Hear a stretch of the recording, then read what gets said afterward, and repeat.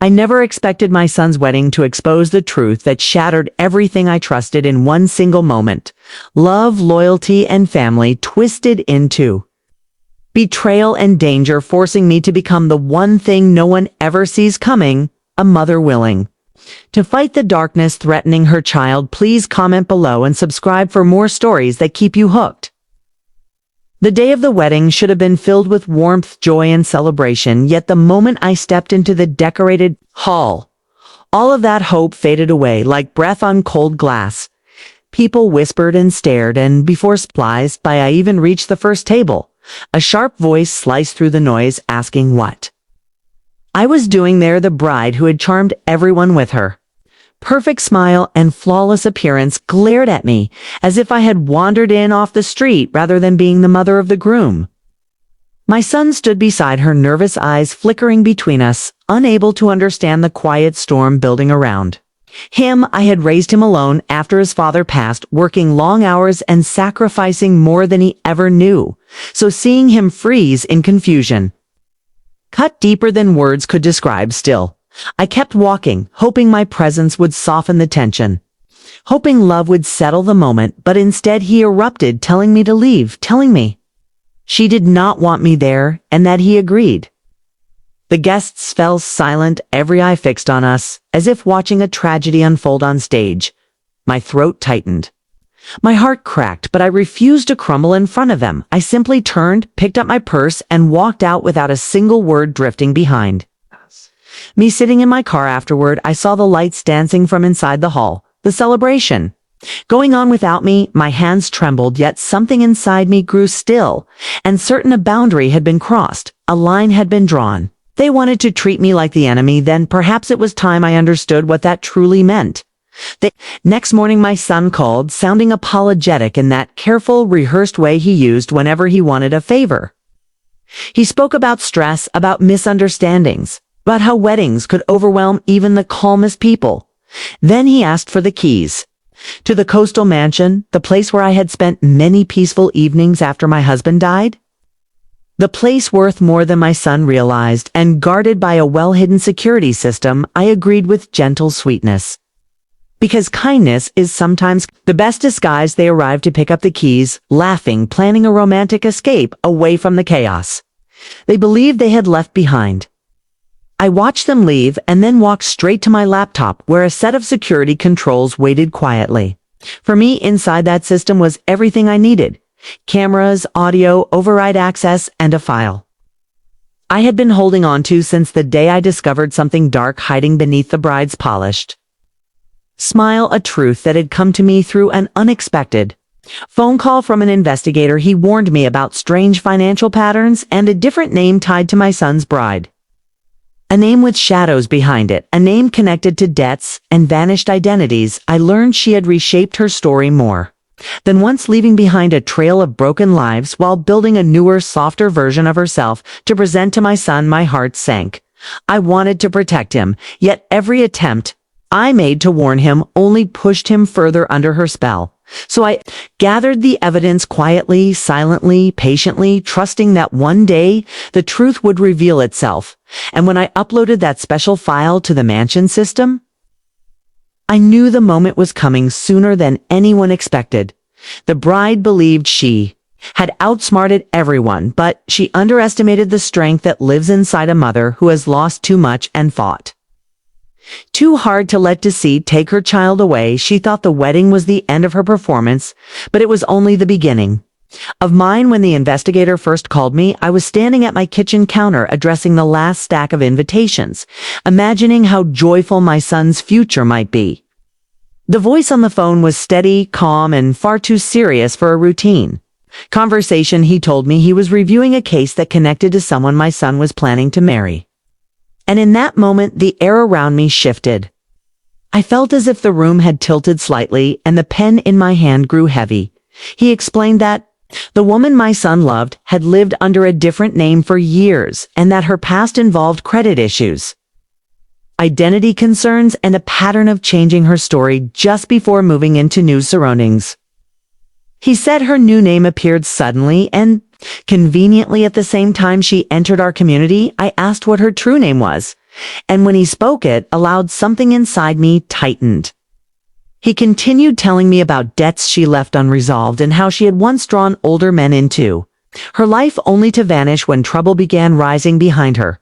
I listened, silently absorbing each detail while the invitations in front of me blurred into meaningless shapes. When the call ended, I sat down, unable to move. For a long time, my son had always been trusting, always ready to see the best in others, and I knew someone with the wrong intentions could twist that goodness into something dangerous. I wanted to call him right then, to warn him, to beg him to slow down, but I also knew he had fallen deeply, and anything I said would sound like jealousy or fear. So I hired someone of my own, a quiet investigator who worked with care and patience. Within days, she brought me a file thick with photographs, documents, and timelines.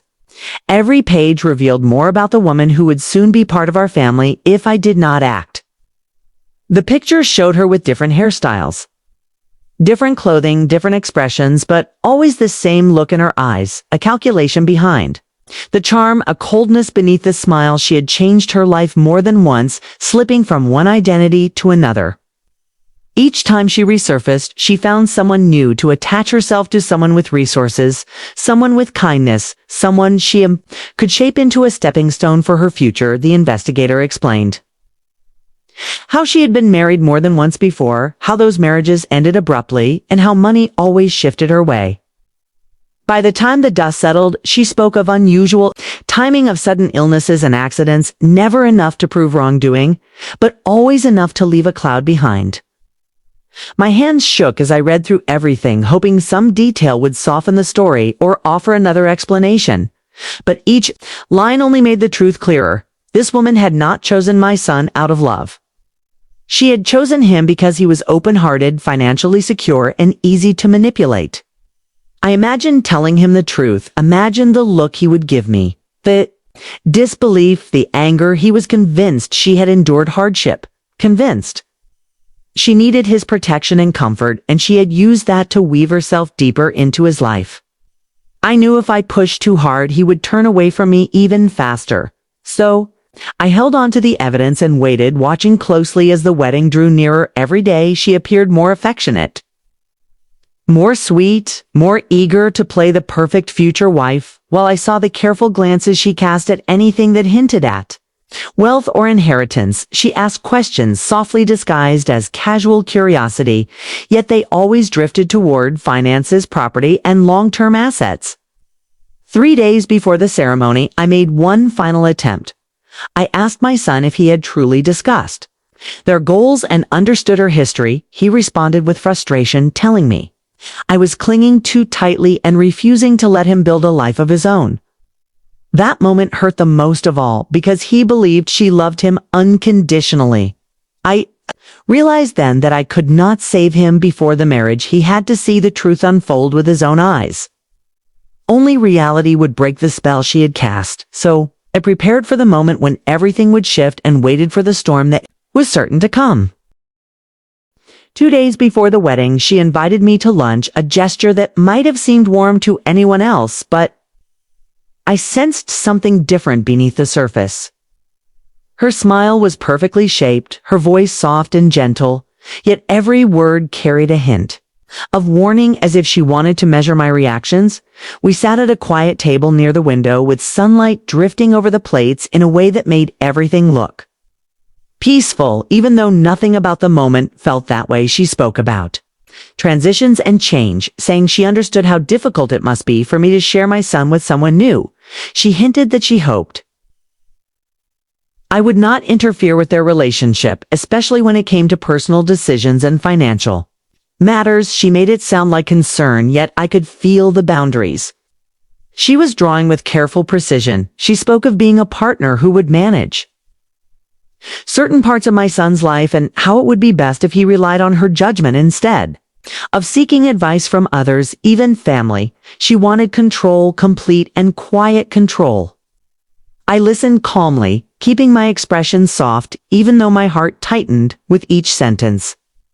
She was already preparing to isolate him, cutting him away from the support he had always known so she could shape his world exactly the way she wanted. Then I asked her a simple question, the one that lingered in my mind for weeks. I asked if she loved my son, not the life he could give, not the opportunities he offered, but him. She smiled, but it was the kind of smile that did not reach her eyes, and in that flicker, I saw the truth she tried so hard to hide. Her confidence wavered just enough for me to press forward, and that was when I said her old name. Quietly, softly, like a whisper, she froze completely, her fingers stiff, her face drained of color. She denied it immediately, yet her voice trembled, and the mask she wore so flawlessly began to slip. I reminded her of the life she once lived before. She stepped into ours, the marriages, the settlements, the shadows hovering behind her, past the moment she stood so fast her chair toppled. I knew every suspicion I carried was true. I told her to sit, and she did, because fear settles deeper than anger. I explained everything I knew, and she tried to deny it, but denial without certainty crumbles quickly. I showed her a single image from the video. Not the worst part, only enough to reveal that evidence existed and could surface at any moment. She whispered, asking what I wanted, and I told her I wanted her to be a good wife to my son.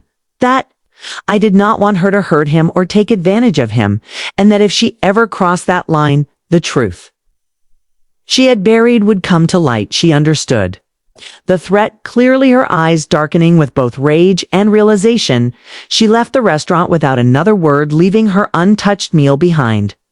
The moment she pushed through the door and disappeared into the parking lot, I knew she would not surrender quietly. Someone like her never does. Not without calculating her next move. At the wedding rehearsal, she played the role of the perfect bride, smiling at everyone, complimenting every detail, acting as if nothing between us had ever happened. Yet whenever she thought I was turned away, I felt her eyes on me, sharp, cold, studying me like an obstacle she needed to eliminate. But I had already decided something that gave me a strange kind of peace. I would not stop the wedding. I would not confront my son again. I would let everything unfold exactly as it needed to, because she believed she held all the power. Yet she had no idea what had already been set in motion. The security system in the mansion was ready. The video was ready. The evidence was in place, and I had the patience to wait for the exact moment when her carefully built world would collapse. She thought the wedding marked her victory. She did not realize it was only the beginning of her unraveling. The wedding day arrived wrapped in music, flowers, and soft laughter, all of it disguising the quiet storm moving beneath every polished moment. I watched my son stand at the altar, smiling with a heart full of hope, unaware of the truth, waiting just beyond the edges of his happiness. The ceremony felt like watching a dream I wanted to protect, and a nightmare I already knew was unfolding. She walked down the aisle with practiced grace, every step measured, every expression calculated to win over every person present, including my son. Her charm was so well polished that no one could sense the shadows behind it. And as I watched the vows unfold, my chest tightened with the weight of knowing what she had planned after the celebration. I did not cry as they exchanged promises, though everyone around me wiped away happy tears. I simply held my hands together and reminded myself that sometimes the only way to protect someone is to let them walk straight into the truth, even when it hurts. Even when it breaks your heart. After the ceremony, they danced, laughed, and greeted guests while I stood on the sidelines watching her every move. She clung to my son with an affection that looked real yet felt hollow to me. Her eyes would drift toward the tables where gifts rested, toward the relatives with wealth, toward the people she believed could serve her future. Everything she did had a purpose, and every purpose was tied to advantage. Late in the evening, my son approached me, apologizing once more for the harsh words he had spoken the day I was asked to leave the reception hall. I told him I loved him and wanted him to enjoy his night. His smile softened me despite everything, because he was still the boy I raised, still the soul I needed to protect. No matter the cost. The next morning, he called again, this time sounding relaxed and content, telling me they wanted to spend their honeymoon at the mansion instead of traveling abroad. The shift in their plans sounded innocent enough, but I sensed something unspoken in his voice, a gentle hope that the wedding had healed the strange tension between us. I pretended to agree without hesitation, offering the keys with warm sweetness as if nothing in the world concerned me. When they arrived to take the keys, she acted timid, refusing to meet my eyes like she was wounded by some imagined insult. I recognized this tactic while her attempt to paint herself as fragile so my son would feel protective. And even more distant from me, I handed them the keys and wished them a peaceful retreat, watching them drive away with excitement blooming across their faces. The moment they disappeared down the road, I returned to my laptop. The security system in the mansion responded instantly, screens lighting up. As each camera view opened the file I had uploaded sat quietly in the entertainment control center, waiting for my signal. I had not created the footage, but I had made sure it would reveal everything she tried to hide in one unavoidable moment. Mansion stood like a silent witness, prepared for what was coming. My hands hovered over the controls as I checked and rechecked every setting, ensuring that no matter what screen they touched, the truth would appear, whether a television, a tablet, or the entertainment hub in their room. The system would not ask them to press play. It would not offer options. It would simply open the truth like a door they could not close. I felt no guilt, only a calm certainty. My goal was not revenge, not cruelty, but clarity. My son needed to see what lay behind her gentle smiles and soft touches. He needed to see the person he had married without the illusions she wrapped herself. And for 2 days, I heard nothing from them. No calls, no messages, only silence, which told me exactly when the storm struck on their first night at the mansion, once the lights dimmed. And they settled into the quiet space that was supposed to begin their new life together. The system activated and the image revealed itself. Evidence she believed was erased forever.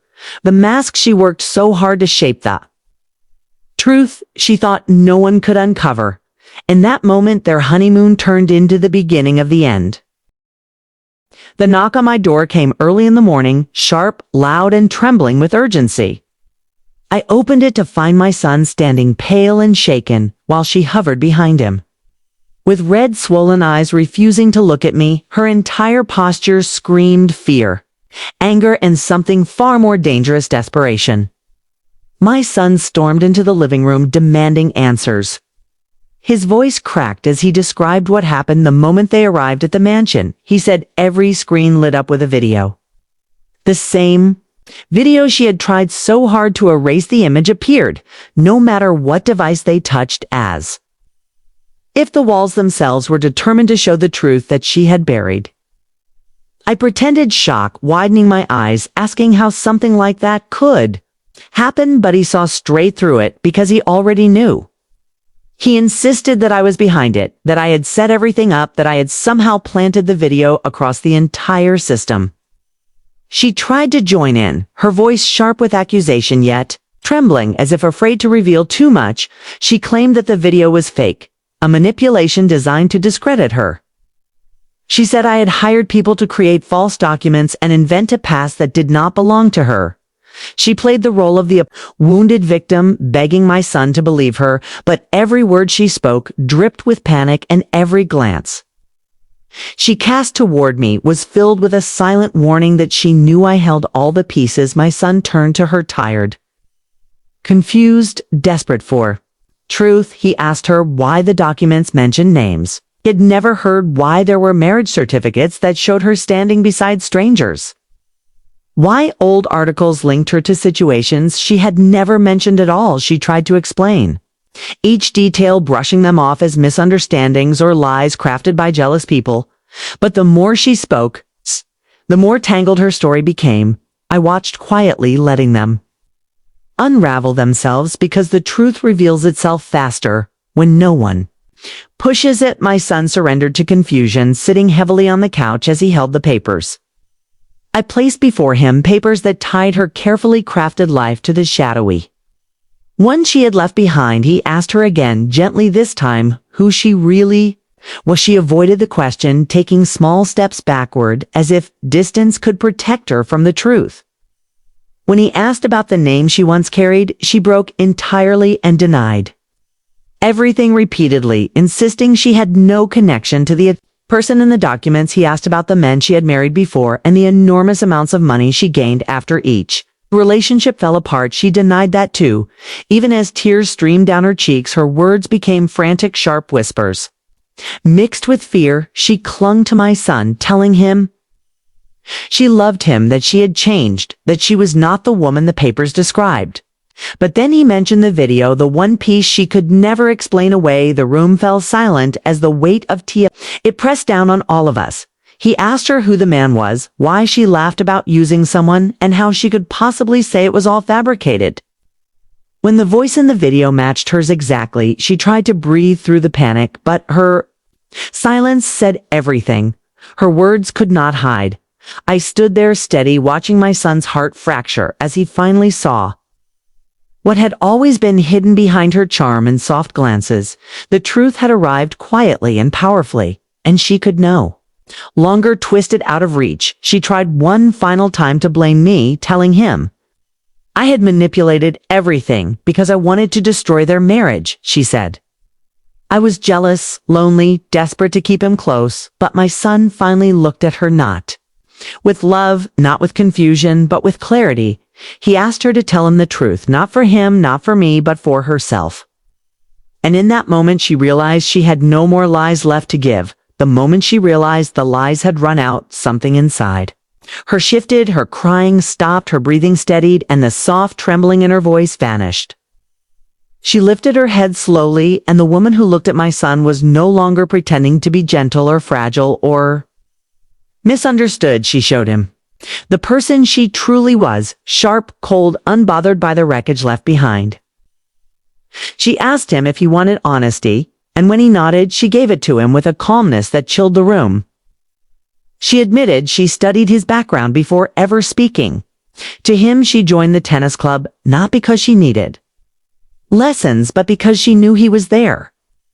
She chose him not for his kindness, but for his stability, his status, and the quiet wealth she believed she could mold to her advantage, she said. It was normal that people choose partners for opportunity. She told him not to act surprised, as if he had not gained something from her as well. She said he wanted someone beautiful, someone who made him look accomplished, someone who made his friends envy him. She accused him of wanting a trophy while she wanted security, and claimed that they were using each other long before the vows were spoken. He stared at her, stunned, unable to speak, while the truth spilled out of her without hesitation. She confessed she had never loved the way he hoped. She said she loved comfort, she loved lifestyle, she loved what power felt like. She admitted that she was not good at emotional attachment and never claimed otherwise, except when she needed to fool someone long enough to build a future from their devotion. He whispered, asking if she loved him even a little, and she paused long enough to make the silence feel heavy. Then she told him she cared for him, did not love him in the way he imagined, because that kind of love required a softness she simply did not possess. She said he offered her a future that looked easy, pleasant, and profitable, and that was enough for her until everything fell apart. My son stood slowly like a man, waking from a long spell, and asked her to leave his life permanently. She smiled without warmth, reminding him that their marriage was real and that leaving would not be so simple. She said that legally she had rights, and those rights could destroy everything he owned if she decided to make things difficult. She even hinted that she could claim emotional suffering, accuse him of manipulation, and drag the divorce into a battle that would drain the both of them. He turned toward me, lost, broken, shaken by the realization that the woman he married had never felt what he thought she did. He asked what he should do, and before I could answer, she delivered her final blow, telling him she would take half of everything, telling him she deserved it for the pain he caused her. She said she could ruin him if she wished, and that made her confident she would walk away with more than she entered with. That was when I stepped forward, calmly reminding her that she was not dealing with the naive mother she thought she could intimidate. I told her I had protected my family long before she appeared, and that I would continue protecting him now. I reminded her that I knew far more about her past than she ever admitted, and that I possessed Evidence strong enough to dismantle her carefully shaped image. Her face shifted again, not to sorrow or anger, but to caution. She realized that the power she believed she held was slipping from her grip. I explained that every legal step she attempted would expose her history to the public and that she did not have the strength to endure that kind of scrutiny. She was silent now, weighing each word as if calculating her next escape route. My son watched the exchange with disbelief as he finally saw that she was cornered not by anger but by truth. She wanted to fight, yet every direction offered only consequences. Her confidence was fading, replaced by the first flicker of real fear, and for the first time since the wedding, he saw that he had never actually known the woman he married. She stood in the center of my living room, breathing slowly as she realized she had run out of ground to stand on. The confidence she once carried like armor began to crumble, piece by piece, as the truth surrounded her from every direction she looked. At my son, then at me, then at the folder of documents spread across the table, as if searching for some final advantage she could twist into safety. When she finally spoke, her voice was quieter than before, not trembling, but stripped of its false sweetness. She asked what we intended to do next, because she knew she no longer held control. She was not asking out of fear, but out of calculation, trying to understand whether she still had a way to escape with something other than humiliation. My son told her he wanted a divorce. He said he wanted his life back, his peace back. He told her he no longer trusted anything about her, and that staying married would destroy him far more than leaving her ever could. She listened, without interrupting, studying him with an expression that seemed to shift from annoyance to a strange, almost reluctant respect. Then she delivered a warning, saying she would not walk away empty-handed, that she would file for everything the law allowed, and that she had every right to the lifestyle she married into. She said she could claim emotional damage, broken promises, manipulation, betrayal. She said she could drag the divorce into a long public battle, and that in the end she might take far more from him than he believed. My son lowered his head, his shoulders heavy with the weight of everything unfolding around him. But before he could speak, I stepped forward and placed the final piece of truth on the table. I revealed the additional evidence the investigator had uncovered, the details she thought she had buried years ago. The parts of her story that even she believed had vanished forever. I told her that the family of one of her former partners had conducted their own quiet investigation, gathering information about the last night he was alive. I told her they had discovered a small piece of footage from a neighbor that captured her movements that night, showing her returning to the house long after she claimed to have left. I did not accuse her of anything. I simply showed her the timeline and let her draw her own conclusions. Her face drained of color, and for the first time she looked genuinely shaken. She asked how I had obtained something she never knew existed, and I told her the investigator followed trails she could not erase, no matter how deeply she hid them.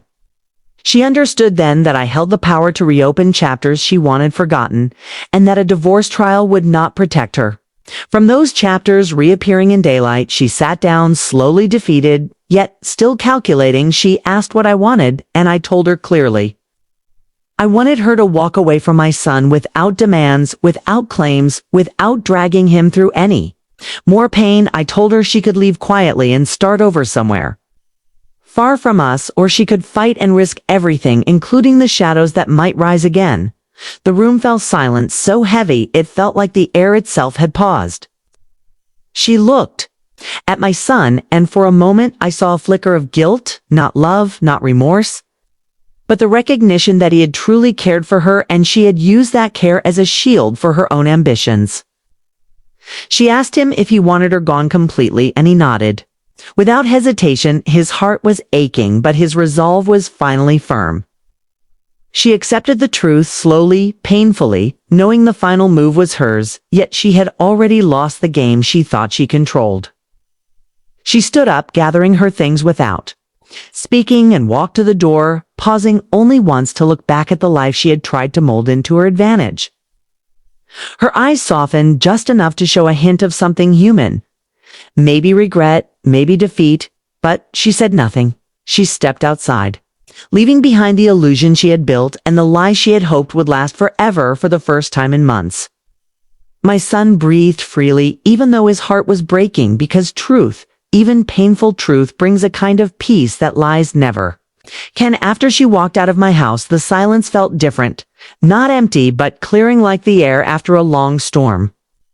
My son sat on the edge of the couch, his hands pressed against his face as the weight of everything settled into him.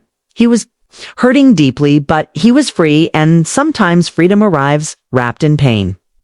For days he moved quietly through his life, working, sleeping, thinking, trying to understand how the woman he trusted had built her world on secrets he blamed himself for.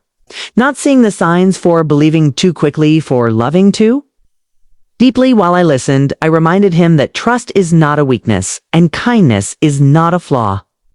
It meant his heart was good, and someone had simply taken advantage of that goodness. The legal steps were easier than expected. She returned once, accompanied by her lawyer, to sign the papers that ended the marriage. She tried one last time to negotiate for money or property, but the evidence I carried whispered too loudly behind her. And she knew fighting would only bring her past into the light. So she signed everything quietly, without drama, without tears, without the charm she used to control every situation. When she left that day, she did not look back. She had already begun, planning her next life somewhere else under some new name she had not yet chosen. She was good at vanishing, slipping through cracks, shaping new faces to wear, but this time, she would carry her losses with her, and they would follow no matter how far she ran. My son began healing slowly. His trust had been shaken, but his heart still wanted to believe in good people. He started coming over for dinners, staying late just to sit in silence while the house settled around him. He told me one night that he did not understand how I had stayed calm while everything fell apart, and I told him the truth. A mother learns to stay strong because the world does not pause when her child is hurting. She must keep moving, so she can pull him through the darkest moments. Time passed, and he found someone else.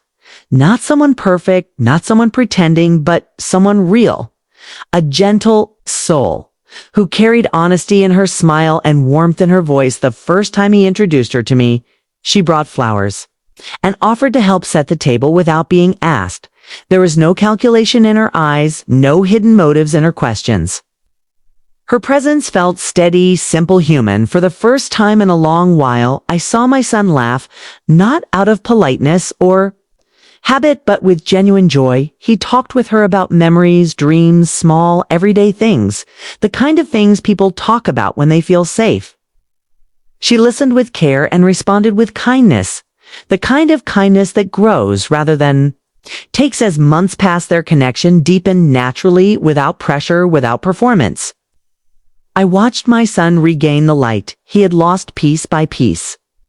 Until one evening he came to me holding a small box in his hand, asking if I thought it was too soon to give love another chance. I told him the truth. Love does not follow clocks or calendars, it follows healing, and he had finally reached the place where his heart felt steady again. He proposed to her in the garden behind my house. Beneath the roses his father once planted, she said yes, with tears of joy, and the first thing she did after slipping on the ring was hug me tightly, whispering that she hoped she could become part of our family with her whole heart, not just through marriage, but through love. Their wedding day arrived, and this time everything felt right. Their families gathered with genuine smiles, and the ceremony carried warmth instead of shadows. I stood at the front watching my son promise his future to someone worthy of his trust, and I felt a peace I had not known in years. There were no hidden motives, no secrets waiting to burst open, no silent storm brewing beneath the surface. Just two people choosing each other honestly and openly as they danced under soft lights. I thought of the woman who once tried to weave herself into our lives, and I realized something important. She had not won by hurting my son, because some people fall only to rise stronger, kinder, and smarter. She had only taught him what love should never feel like. I watched him rest his forehead against his new wife's as they swayed gently across the floor, and I felt gratitude for the strength that carried us all through the darkness, sometimes the hardest battles. lead to the brightest peace, and sometimes a mother becomes what she never imagined so her child can become everything he was meant to be. He was safe, he was loved, he was whole again, and that was all I had ever wanted. Asterisk.